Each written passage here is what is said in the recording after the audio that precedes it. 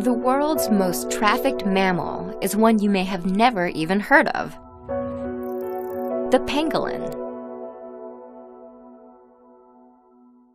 Despite its lizard-like appearance, the pangolin is indeed a mammal. Some pangolins are as small as a house cat, while others are as big as a medium-sized dog.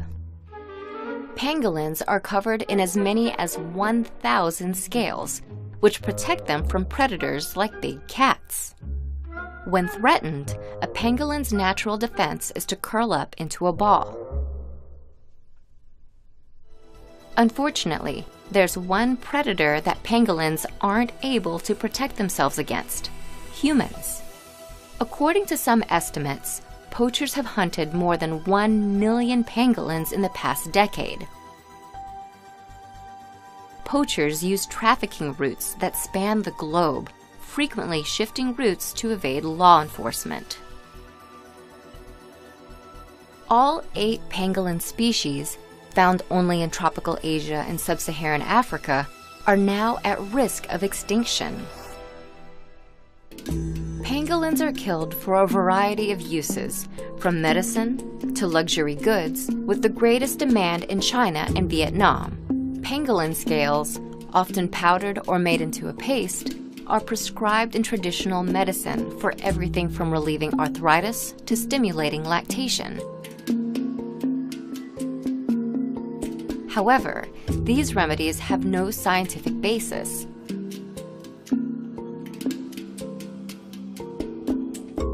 In fact, pangolin scales are made of keratin, the same material found in fingernails.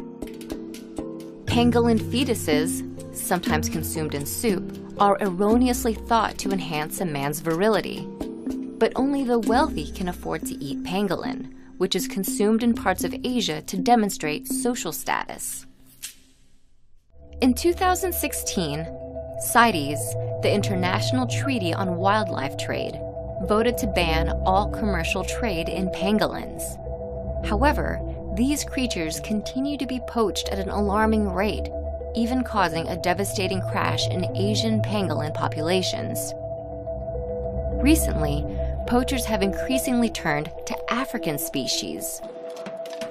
The largest confiscation of pangolin scales occurred in 2017, which, according to one estimate, came from about 20,000 African pangolins.